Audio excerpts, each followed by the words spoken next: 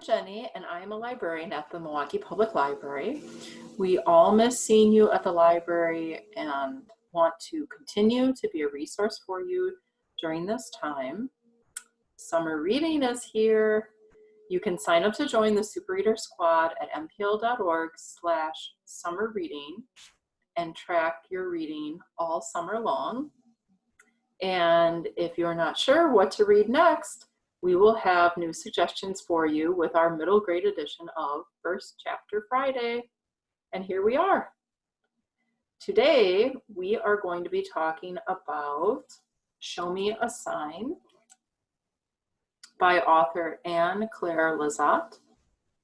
It is the year 1805, and Mary Lambert, an 11-year-old girl, has always felt safe among the deaf community of Chilmark, which is on Martha's Vineyard, an island in Massachusetts. And on this island, practically everyone communicates in a shared sign language because there are so many deaf residents. Recently, there's a lot of really hard things that have been going on in Mary's life. Again, she's 11 years old. Her older brother, George, has died in an accident. Land disputes between English settlers and the Wampanoag people are just becoming more and more bitter, the disputes. And an outsider, a man who claims to be a scientist, who is determined to discover the origins of the island's widespread deafness, has decided that Mary makes the perfect specimen and actually kidnaps her. This book is recommended for grades 4th through 8th, so it is for children, although some scary events obviously are talked about in the book. This book is just amazing, and it is an own voices novel, which means that the author is also deaf. And not only is she an author, she is also a librarian. Let's see. Why don't we say a special thank you to Scholastic Publishers for giving us permission to read this book aloud. And here is the first chapter. Oh, also, I want to point out that the artwork is really amazing for the cover because the young lady, the protagonist, I'm assuming that's a picture of her. Can you see she's holding her fingers a certain way? I'm assuming she might be saying family, which is the letter F in sign language, and you make a little circle for family. But she could also be making the sign for important, which I don't think it's a coincidence that they're so similar. And that is taking the same hand shape and making a big circle, starting from the bottom.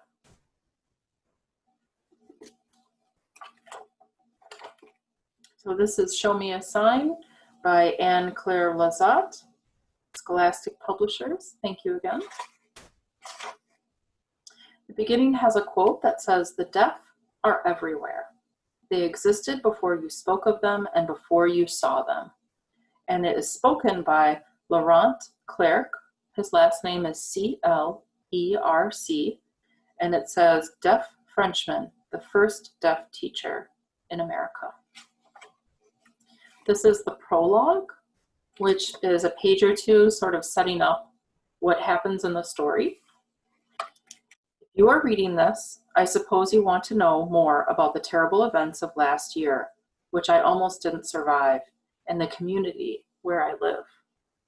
Every small village must think itself perfectly unique. I know now there was not another like ours in America in the year of our Lord, 1805. For those who take hearing and speaking for granted, our way of life may be hard to understand. You may be fooled into believing that Chilmark, on Martha's Vineyard, an island south of Boston, is a fancy of my imagination, or the lost paradise that the English captain who named the land after his daughter was seeking long ago. I've tried to be true to every detail and to do justice, not only to my friends and family, but also to my enemies. It was the stranger invited to our shores who changed my view forever. I warn you, there are accounts of great wickedness along with hope in these pages. As far from my mastery of the language, I will remind you that not every writer comes to English from the same direction. My story is built not with brick and mortar, but by finding the right words and making events come to life. If it were a palace, it would have many windows and doors to see your reflection, peer into, and walk through. I hope you will be brave enough to enter. And it's signed Mary Elizabeth Lambert, because that's the name of the young lady telling the story. It says part one being telling us about her life on the island, and part 2 being after she's kidnapped. Chapter 1. I like to walk early in the morning before I begin my chores, even in this crisp November weather. I use my birch stick to poke at curious things on the ground, like the tunnels made by moles. They go so deep, they churn up the sand below the soil. When I leave home early enough, I can see bright flashes from the gay headlight in the distance, but today the sun is up. I run my stick across the top of the mossy stone wall that frames the high road and watch the sea glitter behind the gabled houses with sloping yards.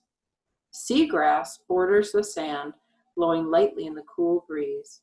Blue crabs burrow into the mud near the shore, where they'll lay dormant for the winter. On the beach, there's little left of the humpback whale that washed upon our shores 4 days ago, delivered by the Almighty. My closest friend, Nancy Skyfe, and I discovered the whale while playing. It was already dead when we found it, but its smell was not yet putrid. Small seabirds pecked at its carcass. Its sea-worn, mottled black skin was covered in humps and bumps. We were awestruck by its massive bulk. Nancy and I walked a large circle around it. I collected scallop shells, moon shells, and quahog shells and put them next to the whale as a final offering from a human friend. Nancy took a recorder out of her cloak and played a song to guide the beast to its end. When Nancy and I ran to get her father, my papa, and the other men, they came with spades, knives, rope, and wheelbarrows. As they made plans to dispose of the whale, Papa, sensing my sadness, signed to me assuredly, "Not one piece shall go unused. Meat for the whole town, oil for our lamps, and baleen in the mouthpiece for brushes." I couldn't watch as our treasure was flensed, cut, and taken away piece by piece. I stop and write "whale" in the sand with my stick. I love words, but they confound me too. The way my mind thinks is not just in signs or English words and sentences, but in images and a flow of feeling that I imagine resembles the music I've never heard. I watch the tide leaping in and out. I pass a stretch of high road that I have come to avoid. I circle around it as if it is hallowed ground and head back home. Leaves jump and twirl ahead of me. The wind beckons me toward a small graveyard. I choose to ignore its silent whispers. So she's alluding to her brother George, who's recently died. There was an accident, and they talk about that very early in the novel, so I don't feel like I'm giving anything away.